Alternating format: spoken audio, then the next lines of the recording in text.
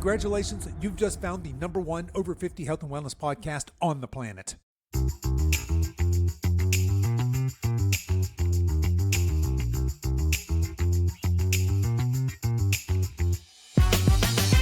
Hello and welcome to the Over 50 Health and Wellness Show. I'm your host, Kevin English. I'm a healthy aging expert and the founder of The Silver Edge, and I am on a mission to help men and women just like you build lean, strong, healthy, capable bodies they love for the rest of their lives. All right, people, let's be honest here. Do you ever feel like you're constantly bloated, sluggish, just plain off? How about constipated? Or maybe you have the opposite problem. Maybe you're eating better, you're moving more, and you want to feel energized, but your body's just not cooperating. Maybe your digestion's a mess, your mood's unpredictable, or you're struggling with weird food reactions that seem to come and go like a bad roommate. Well, my friend, it might be time for a good old-fashioned gut check. And that's exactly what we're doing today. Today, we're going to dive into the real reason why so many of us feel bloated, tired, cranky, and it goes way beyond what's on your plate. Joining me today is gut health coach, nutritional therapist, and IBS expert Atavia Minoudis, and she knows firsthand how miserable life can be with gut issues. After years of struggling with IBS, food sensitivities, and anxiety, Atavia took matters into her own hands, studying nutrition and psychology to crack the code on healing from the inside out. In this episode, we're going to talk about why your bloating and fatigue aren't just normal aging, the overlooked connection between stress, your brain, and your belly, why food isn't always the villain and what it might be instead, and how to finally feel good in your own body again. So if you've ever said, I just don't feel like myself anymore, or you have any kind of gut issues, this one's for you. All right, folks, so whip up your protein smoothie and let's meet Atavia. Hello, my guest today is Atavia Minoudis. Atavia, welcome to the show. Thank you so much for having me on. I'm very excited to talk all things IBS with you today. Yes, I am as well. I want to dive into some optimal gut health and what the heck is IBS and what can we do, all the things. But before we get there, let's hear your story. There's no way you became an IBS expert without some personal experience here. What's your story? How'd you get here? Yeah, you got me. Yeah, when I was in my 20s, I had horrendous gut health. A lot of people probably don't realize that their gut health is quite bad until it gets to a place where it's unbearable, and that's kind of what happened to me. But I spent most of my childhood getting tummy bugs, being quite sick a lot of the time, and then made some not great choices in terms of diet and lifestyle and drinking alcohol and partying when I was in my 20s. Stress, anxiety, trauma, all that kind of stuff all came together to give me the onset of IBS. So I used to weigh, I don't know what this is in pounds, but like 6'3", which is, I don't know what that is in terms of like, for, American listeners in terms of pounds, but it is very, very, very small. Really struggled to put on weight all the time. Tried lots of different things. Couldn't basically digest anything. I was just really struggling with my metabolism, with putting on weight. I had depression, anxiety, all that kind of stuff. All of this manifested in really bad gut health. So lots of bloating, inconsistent stool habits, really bad lethargy, just feeling, pardon the pun, feeling crap all the time, and decided to, go back and forth to my doctor. There was nothing wrong with me as far as they could see, and I'm just very stubborn. So I thought, no, I'm not living like this for my whole life. Decided to study nutritional therapy and just realized how much we don't know in terms of our health and how disempowered we are as a, society in general. And then, just became really passionate with working with people with IBS. Specifically as well around the mindset and the emotional impact that can have on, living your day-to-day life when you're living with any health condition, but especially something that's people find a bit embarrassing to talk about, their gut health and going to the toilet. I don't find it embarrassing. I do it all, every day now, talk about it every day. But just became really passionate about helping other people overcome this issue because, having experienced it yourself, how debilitating it can be, how much it can impact other areas of your life, like your social life and work. And no one should have to spend their life thinking about their bowels and their gut every single day. So that's why I'm so passionate about it. Yeah. Okay. Yeah. So I knew that you had kind of that in your past. And so it sounded like you had all of these different, you threw out a lot there. I was very underweight. Yeah, of course, you admitted some of that might have been your own doing, some of nutrition, partying habits. We're going to talk about how stress and trauma might play into that as well. Yeah. And you've overcome that. And I want to put a pin in that because I want to talk about also, do we get cured or are we just, we're in recovery kind of thing. But again, before we're getting ahead of ourselves there, let's back up. What the heck is IBS? So when we say IBS, we're saying that's irritable bowel syndrome. Yeah. What the heck is that? That's a great question. And there are different schools of thought. So for what it is, generally speaking, it's a gut disorder that describes different symptoms, but your symptoms can be very different from the next person. So really, it's a disorder looking at exclusion. So your doctor or your physician will usually diagnose this if they've excluded everything else. That could be more sinister. And we're talking things like celiac disease, Crohn's disease, inflammatory bowel disease. If they've ruled out all things like that and they still can't find any obvious cause, quote unquote cause, they will usually say you've got irritable bowel syndrome. Now, there are definitions of, it's a disorder of the bowel that causes X, Y, and Z. But generally speaking, it's very, very nuanced and very different for different people. And I kind of see it as like a bit of an umbrella term for when doctors don't know what the hell's going on with you. And there are different types of IBS as well. You can have IBS-C, which is constipation predominant IBS. You can have post-infectious IBS, which happens after you've had food poisoning. So it's very nuanced and intricate. But generally speaking, it's an irritated bowel that has no specific known cause. No specific known cause. Yeah. So there's not like a definitive test or anything that says, oh, yep, 100%. But like you said, I haven't heard it put that way, but a disease of exclusion. But I told you before we started recording, I have very limited knowledge or experience here, but I do have a tiny bit of anecdotal experience. And my son, when he was young, that he just constantly complained about stomach ache, and we took him to different specialists. They tested him for, like you said, for irritable bowel disease, for Crohn's disease, for celiac. My father has full-blown celiac. So and again, like you said, after they ran all those tests, they said, oh, he has IBS, and gave us they gave us a page at the doctor of, here are some things, foods to eat and things to try. But it was a little disappointing because it didn't seem like there was a clear cut, treatment plan. It didn't seem like that was a real thing. Well, wait a minute. So what is IBS? You didn't run a test to say that he has that. So that's interesting. The other thing I think that's interesting with this, it's because you mentioned, hey, there's IBS C, and I think you might manifest this by having bloating or gas or constipation or diarrhea, or constantly having to go or never having to go. So what are the range of symptoms that somebody, say a listener or a listener's kid or grandkid, what is the range of symptoms that people could have here that are experiencing this IBS? Well, I'm going to tell you, but first, before I do that, I just want to touch on what you said there, which was about the physicians not really giving you, or the doctors not really telling you much about IBS. The reason that is because they're not specialists in IBS. So generally speaking, doctors and physicians are specialists in disease. So if you've got Crohn's disease, they'll know what to do with that. Celiac, they'll know the advice. IBS is what we call subclinical. So it doesn't reach their threshold, which means they're not trained in it necessarily. So to them, it's like there's no clinical issue. So that's just what it is. That's why people spend so much time going back and forth to doctors and feeling quite disappointed with the response, because they need to come to someone who's a holistic specialist who works in subclinical. So it's not yet disease state. And then we can look at kind of what's going on in a more deep way. But in terms of the symptoms that manifest, generally speaking, we have things like cramps, like abdominal cramps, bloating, excessive gas, diarrhea, constipation, and sluggish digestion, maybe incomplete emptying, going to the toilet and then either feeling like you haven't completely gone, or going to the toilet and then some people will experience immediately needing to go again afterwards. Those are, generally speaking, the most common symptoms that people have with IBS. Okay. Who is affected? Like I said, my son at the time, he was young. He was 8 or 10. He was a little guy, and he seems to have kind of grown out of that. But my father, who's 85, 86, has got a lot of the, when he goes to the doctor, he is also told he has IBS. He's complaining of constipation all the time and feeling like he has to go and can't. And they're like, well, honey, that's just the IBS. And here's some idea, and again, just that vague sort of try this. You'll just have to manage it sort of a prescription. But is this really from childhood to senior citizen, or is it more men than women? Is there one demographic that's affected more than others?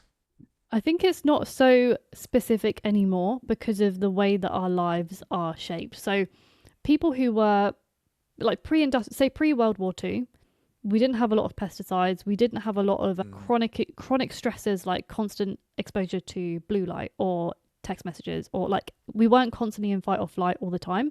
And we were eating foods that were, pesticide free. They were organic. So everything... Obviously, there were things that were lacking in those days in terms of, other areas that could have been improved. But generally speaking, the foundation of our health was was stronger in terms of we weren't constantly eating pesticides, processed foods, things like that. So our gut health could be stronger. Nowadays, and as we continue to develop and, have fast foods and things like that, gut health tends to be impacted negatively because the majority of our foods have pesticides in them. We eat a lot of fast food. We eat when we're stressed. We overeat, a lot of us. We drink too much caffeine, or we drink decaf coffee thinking that's good, but actually the process that coffee goes through to become decaffeinated has toxins in it. So we're just generally exposed more and more to more toxins, and our microbiome is being damaged in our gut. So I've seen more women present in my clinic with gut health issues than men. Generally speaking, I don't think that's because men don't have it as much. It's either because women manifest it more through stress, in my experience, or women feel the in symptoms more, and women are more likely to come and get help before men are, in my experience. So I don't think it necessarily, we can say one or the other. Hormones can have an impact. So a lot of women might experience it more than men in terms of the hormonal changes, especially around menopause or menstruation. So that can manifest more in women. But generally speaking, IBS doesn't really discriminate, because IBS, it is a thing, but it's also not a thing. So for example, your son could have had a lactose intolerance, and that doesn't mean he's got IBS, but it could have been put down to IBS because a lactose intolerance wasn't identified. So it can manifest in lots of different ways, but some people might think they have IBS, but maybe they don't, and vice versa. So that's a bit of a long-winded way of answering your question. But yeah, it doesn't discriminate. Not non-discriminatory. Yeah. What's the prevalence? It seems like when you're describing some of these things, our food system and the environmental toxins that we're increasingly exposed to, is it safe to say that IBS is on the rise? In my experience, yes. And I think if you just hear anecdotally, a lot of people are talking about it more. However, I also think it's difficult to say for sure because the stigma is starting to slowly lift. And I work with people in clinic who say their parents had stomach issues, bowel issues, but they would never ever mention it. So it's kind of which one is it? Is it that it's more prevalent now, which it seems like it is, but also it's a lot more talked about now, and there are more podcasts, for example, on gut health. It's more of like a buzz thing. Netflix has documentaries about gut health, so people are much more aware of it. Right. People are talking about it more, so it's kind of difficult to distinguish, but I'm seeing a lot more people have more issues because of the way that our life is set up in terms of chronic stress, poor nutrition, things like that. Okay, so I want to talk a little bit about causes, because you hit on a bunch of things here. You mentioned our diet, and specifically the processed foods. If it's not organic and it's got Monsanto has sprayed their glyphosate all over it or whatever, right? We've got the pesticides, we have the environmental toxins and all the plastics and the cleaning products that we put on our bodies and in our homes, etc. You mentioned stress a couple of times, and chronic stress, and certainly that is a reality that we all live in now. Are these the main causes of IBS? Is one more prevalent than the other in your practice that you see, or is it really more of this, just sort of this almost perfect storm where we have multifactorial things all playing an equal role? Yeah, that's a great question. And it's important for people to remember that what I'm saying here is going to be generally what I see in clinic. Every single person's IBS is very nuanced. This is why it can be quite difficult to get the answers for IBS if you're not working with someone one-to-one, because IBS causes and causative factors can be different. They can vary greatly between people. There is always one area that I see the most overlooked that people don't focus on because they have no idea it has an impact. And then there are other factors too. So I'll tell you the other factors first, and then I'll tell you the one area that is the most prevalent that I see and most overlooked. So we've got the gut microbiome, which is like the bacteria that live inside your gut that you need to keep healthy. So many people have damaged gut microbiome because of poor nutrition, not eating enough fibrous foods, having too many antibiotics when they're younger, or just in life in general.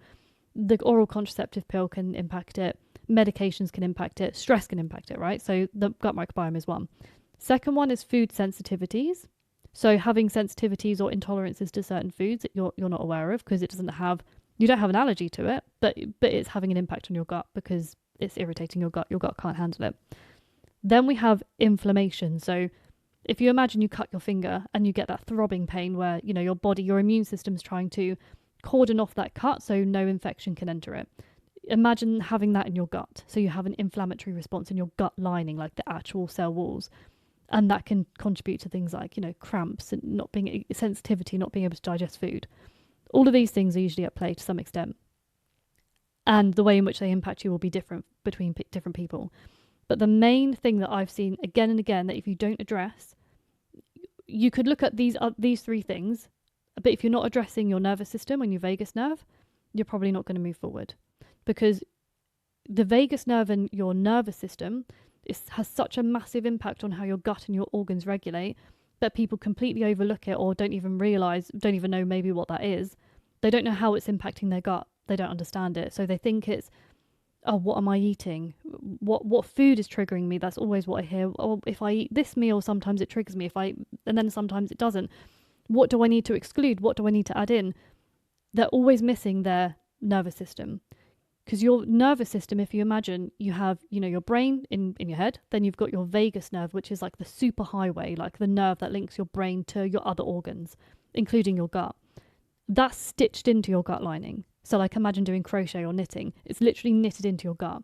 And you have like this bi-directional relationship, communication between your gut and your brain.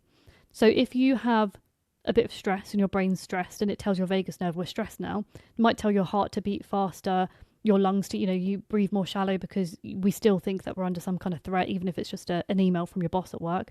Mm-hmm. But it also tells your gut to be stressed as well. So you could be thinking, I need to cut out fatty foods, they're triggering me.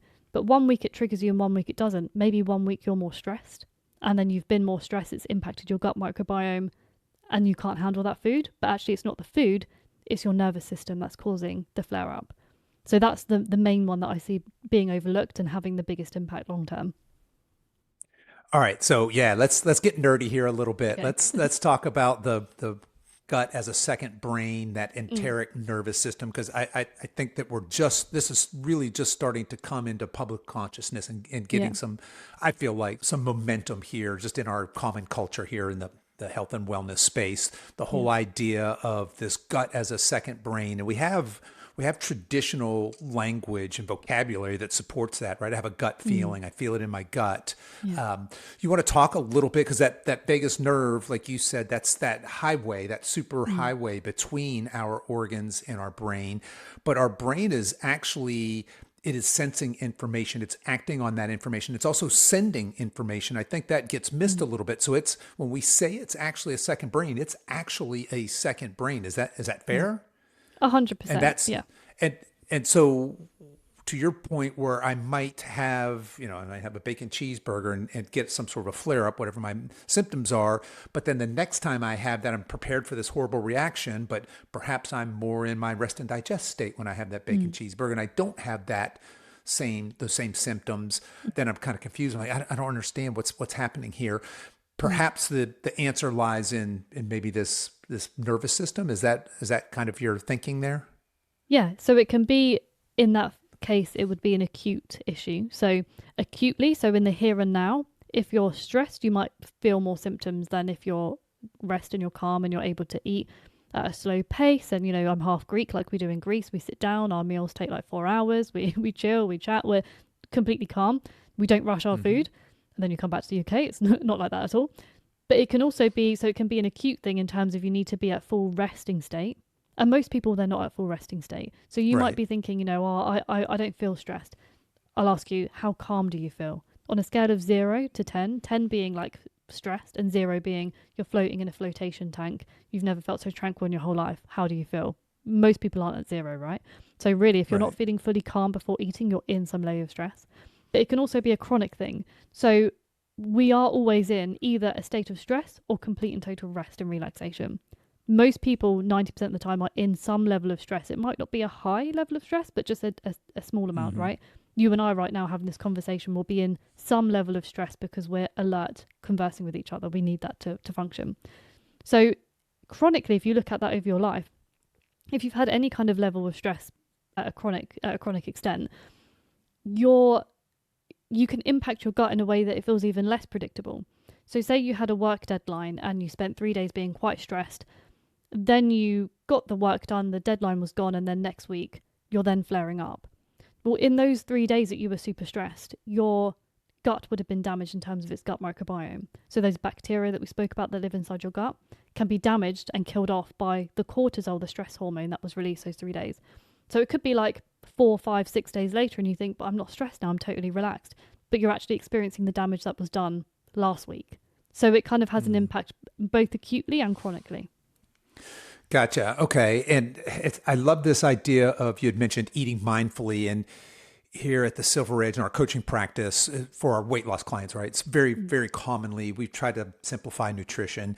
And one of the ways we do this, we have this triangle. And at the base of the triangle, at the very bottom, we say the most important thing you can do for your, we don't call it weight loss, we call it fat loss, because that's really what they want, is to focus on what you eat. So we're eating whole foods, we're eating, we're swapping out highly processed foods, we're avoiding sugar, all that stuff. So it's what you eat. The next most important thing, it's not how much you eat, it's the role of eating mindfully. It's how you eat. And that catches a lot of people by surprise, because in diet culture, if I want to lose weight, I just eat less food, right? Well, maybe, maybe not. It depends on how much you're eating currently and your metabolism, all these other factors, right? But really, by cleaning up your diet and then eating mindfully as opposed to eating emotionally, because we're complex creatures, we eat for a lot of different reasons. But I hadn't really thought about eating mindfully and its role so much in gut health. But as you're describing this, hey, we're all in modern culture, we're in some level of chronic stress. We're somewhere on that spectrum. And I suppose that, it's obvious to us when that stress is acute. Like you said, I've got this crazy deadline at work and it's in 3 days. But then there's just, hey, I have a morning commute and it's, they're stressful because there's slew people in front of me. Or maybe in my age bracket, maybe my adult kid has just dropped out of college and I'm frustrated. And I don't, I'm having a hard time dealing with that, or whatever that looks like, right? We all have stress in our lives. And the role of how we eat being really important for gut health is quite interesting there. So we have obviously how you eat. Now, to be sure, outside of just eating, like you said, avoiding poison food, toxic food, what are some nutrition guidelines for people that either have full-blown IBS or maybe just kind of come in and out of some gut discomfort? Are there food guidelines that you generally prescribe for your folks, or is it really very individual? It is very individual, and I think nutrition and food intake is something that it is very individual to your specific situation. But the biggest impact I've seen is doing specific food sensitivity testing to look at if there are any foods that are inadvertently triggering you because your gut's finding it hard to literally tolerate those foods. The main common ones I've seen are dairy and gluten. So some people will remove those for a couple of weeks at a time. They'd remove dairy for 3, 4, 5 weeks and see how they respond. Then they might remove gluten for a while. You obviously don't do that if you don't think you need to, but those are some of the common triggers. But generally speaking, if you have IBS, it tends to be at a point where food isn't really going to do anything. Like, food isn't going to be the answer at that point necessarily, because your symptoms are so significant that it's not the food that's triggering. It's not the food that's going to, eating more fiber is great. But if you have a really severely depleted gut microbiome and you have negative bacteria more than you have positive bacteria, you could eat all the fiber you want, but the balance isn't right anyway to start with. So that's when we need to come back to those 4 areas that I mentioned earlier. So the nervous system, gut microbiome, inflammation, and food sensitivities, and look at those together and see how much each part is impacting. So short answer is no. There are obviously things you can do for your gut health, like eat more fibrous foods, eat organic where you can. If that's a struggle, you can look up, the clean 15, the dirty dozen, the foods that you should avoid and whatever. You look at eating smaller portions maybe and more consistently. Have a 12-hour fasting at night. So have your last meal at 7 p.m, your first meal at 7 a.m. That gives your gut 12 hours off of digesting, and it can help to reduce bloating. But generally speaking, there's not any kind of like prescription in terms of food for IBS that I've seen works in any real way. Makes sense, because what you're really trying to do is we keep coming back to this microbiome. And when we say folks with food sensitivities, dairy and gluten being the 2 most common, and I wanted to ask you, do we have food sensitivities because we have trash guts? Because it seems like food sensitivities are on the rise and they're new. I don't know that in our parents' generation, certainly our grandparents' generations, I don't think, gluten or or dairy was triggering people, but of course we've really processed those foods along the way. Yeah. In other words, do I have a food sensitivity because I've got a dysregulation in my gut, or is the food actually causing a dysregulation in my gut? Yeah, it can be both. So you're right. I think people didn't tend to have these issues so much before. Again, maybe they didn't talk about it more, but if you look at how processed wheat and gluten is now, it is completely processed. We also eat things in a greater abundance than we used to. So a classic example I give is meat was rationed in World War II, right? So second time I'm mentioning World War II today, I don't know why, but meat was rationed. So that was, seen as a high protein, high value food to eat. So then psychologically what that does to the psyche of the world is you think that's a food that's good for you. Well, maybe it is for once a week or every 2 weeks or something, but not every day. But now we have people who eat red meat every single day or consistently throughout the week when that's a known carcinogen for your gut. So it's like we eat things to excess. Same with dairy, same with gluten. We eat a lot of foods that are processed, and pastries and breads, we wouldn't have eaten it to that extent before. So yes, we can do the damage to our gut that way. Also, we have damaged guts in terms of the stress we've experienced or experiencing. Alcohol, the caffeine, the processed foods, the meds we've been on, all this kind of stuff, then leads to something called leaky gut, where your gut has tiny, tiny microscopic holes in it. That means that what you eat then kind of seeps through into your bloodstream, causes a low-grade immune response. Then every time you eat that food, your body thinks this is a trigger and it reacts negatively to it. So it can be both. It can be the foods, and then it can be your gut being, like, as you said, trashed basically, and they're not able to handle those foods anyway. So yeah, a bit of a chicken and egg situation there. Okay, so I think it's safe to say that most of us have some sort of dysregulation in our gut. And again, that's a very complex nutrition. I don't want to make it seem super simple. Nutritional science is very vast, and your metabolism certainly is a very vastly complex system.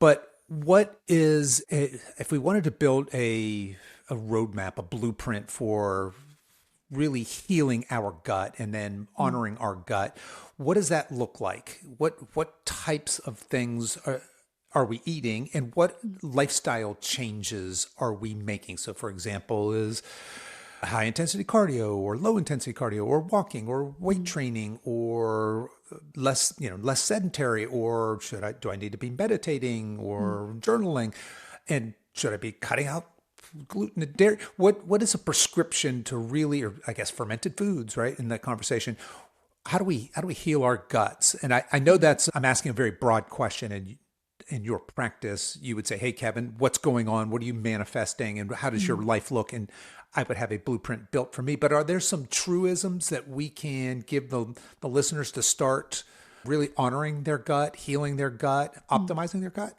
Yeah, for sure. The first thing I would recommend anyone to do is stop and check your mindset around it. So the gut can be very complex and very complicated, and it can be quite frustrating for people, as I'm sure other areas of health can too. So if you stop and check your mindset and decide you're going to look at this with curiosity, you're going to get a lot more from it, because you're going to be much more open and you're going to be directed by your body. So if you stop and think, right, I'm going to be curious, what's my body trying to tell me? What's my gut trying to tell me? Start off with, well, what are your issues that you're experiencing? Are you experiencing bloating? Are you experiencing loose stools? You can then look at what that's telling you. So something like bloating can be an issue with fermentation, the food's fermenting too much in your gut. You have therefore maybe a lower amount of beneficial bacteria that you need to break down certain foods, or you're eating on the go too much. Kind of use your symptomology as a roadmap to what the causative factors probably are. Generally speaking, with IBS and things that are useful for it are usually probiotics. Again, it's hard to know, because they need to be individualistic in terms of what your symptoms are and what's going to be helpful for you. But generally, just make sure you're eating a balanced diet and you're not overeating any certain type of food. See how you feel after certain situations. Some people feel, sleep is a massive one. People aren't well rested enough. When you're resting, that's when your body and your gut clean itself up and look for any damage that it needs to repair. Make sure you're sleeping the full amount of time you need to sleep. You feel well rested. You're practicing being calm every day, whether that's deep breathing or progressive muscle relaxation, or just sitting and being mindful of where you're feeling tension in your body. That's going to have a massive impact on your entire digestive process. Looking at maybe doing a food sensitivity test to see which foods are coming up as the ones you might need to cut out for a little bit while you start to support your gut. Making sure you're taking a multivitamin can be really helpful because your gut needs these vitamins to repair itself in its gut lining. So it is quite difficult to say generally overall, like this is what you do for IBS because it is so nuanced and individualistic. But the main thing I see have the biggest impact is working on your stress and your levels of calm. And looking at where your symptoms started can often help you to identify what the causative factor was. Was it, after you'd been running marathons and training for a marathon, your body, you had a chronic stress in terms of your endurance. That caused stress on your gut microbiome. So you need to look at calming that down. Yeah, using your body as an indicator for what it needs. Okay, yeah, so that's a lot of the things we talk about on the show, right? Just eating real whole foods as opposed to processed foods. We're big proponents of strength training and being strong, especially in this age bracket, 50s and 60s, 70s even, as well as managing stress and sleep. And I look at that as really two sides of the same coin, and both are critical. In fact, we tell our coaching clients, say, look, the way we say it a lot of times is maybe you could swim a mile with a 10-pound stone tied around your neck, perhaps. Probably not, but maybe you could, but why in the world would you?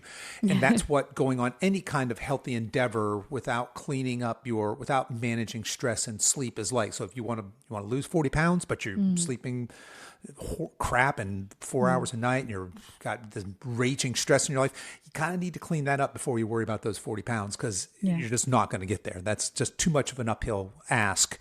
And so it seems like a lot of that advice, whether your goal is to clean up IBS or to lose fat or to build strength or to whatever it is, longevity clearly starts there with the gut. Now, you had mentioned a couple of supplements there. You mentioned probiotics, and of course prebiotics are now a thing as well.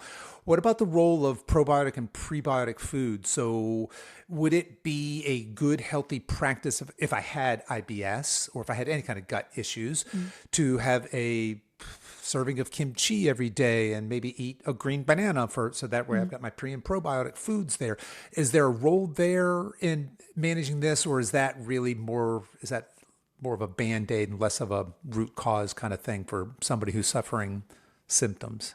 Yeah, that's a great question. I think it depends on what your causative factors are. If I was seeing someone in clinic and I could identify, right, you have diarrhea predominant IBS, we'll look at a specific probiotic that supports with diarrhea symptoms.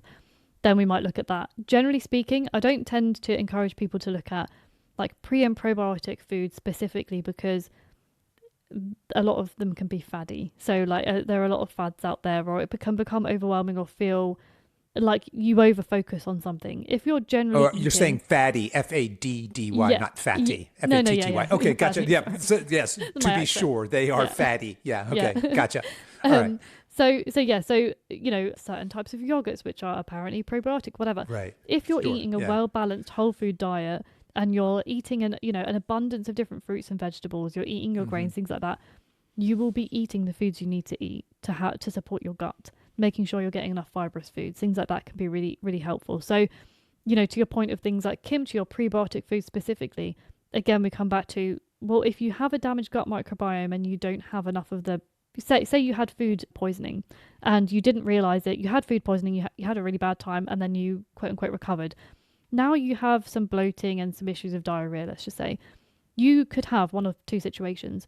You could have a abundance of negative bacteria that you don't want, i.e. the thing that infected you in the first place is high. It's not high enough to cause the acute symptoms, but you're having some issues.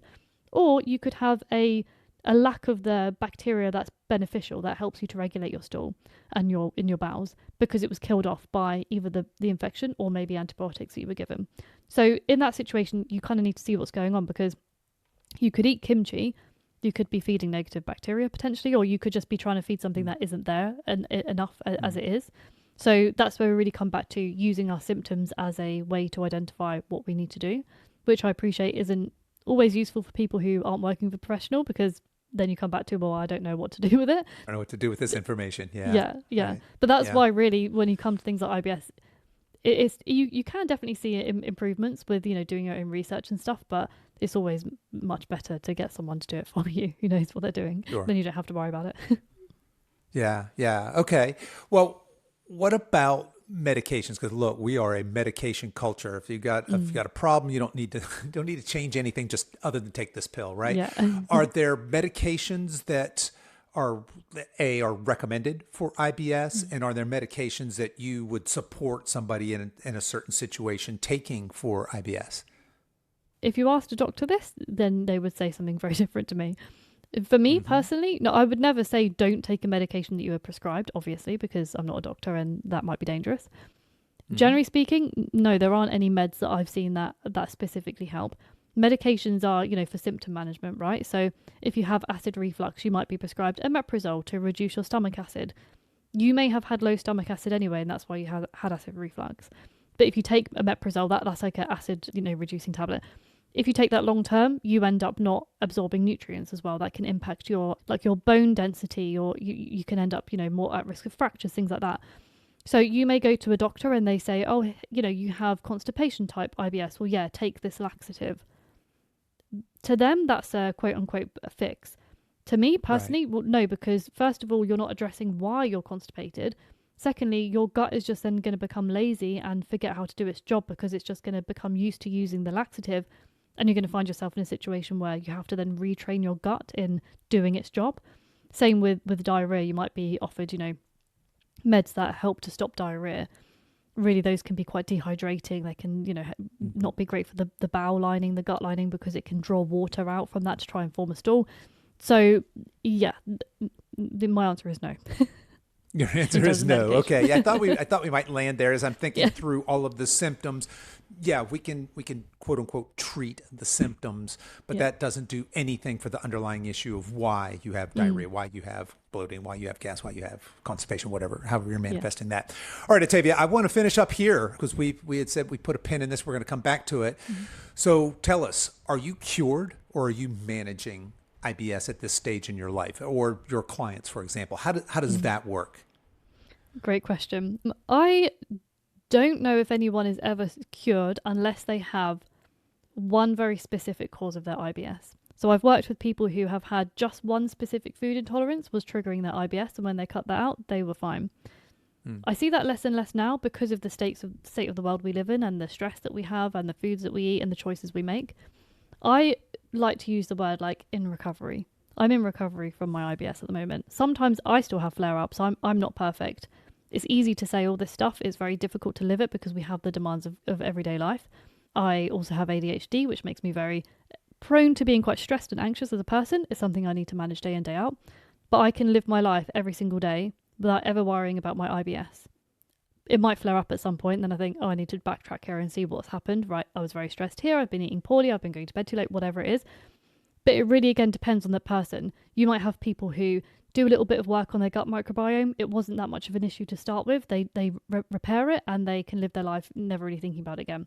Then you may have people where the issue is more embedded and you end up managing it and learning to live with it and learning to live flare-up free, but it's still there in the background sometimes. So you need to, put in a couple of adaptations in your everyday life so that you don't have those flare-ups. Okay, so our goal then is long-term living our lives, living flare-up free, as you said, and managing this. Okay, gotcha. And certainly working with somebody like you who understands the nuances of all of this and can holistically recommend lifestyle strategies as opposed to, again, writing you a prescription or you going to the drugstore to manage constipation or diarrhea, et cetera. Yeah. All right, Atavia, well, let's wrap this up. How can people learn more about you? How can they learn more about IBS? How can they reach out to you potentially to work with you? I know in the intro we talked about your podcast. That's the Gut Reactions podcast. You guys definitely check that out. Where do you want to send people? Yeah, come and listen to the podcast and connect with me there. I'll also give you the link for my website and my Instagram if people want to follow me on that. I would love to hear from anybody and talk about all things gut health because it's my passion. Okay, fantastic. And folks, I will drop all of Atavia's info, her podcast, links to her website, her socials, all that stuff in the show notes. You guys can find that in whatever app you're listening to this on or on our website. But Atavia, I want to thank you so much for coming on the show, being vulnerable, sharing your personal story with us, all this wonderful information. I really love the work you're doing and encourage you to keep up the great work. Thank you so much. And thanks for having me on. It was great. Love talking about IBS. So thank you for facilitating that.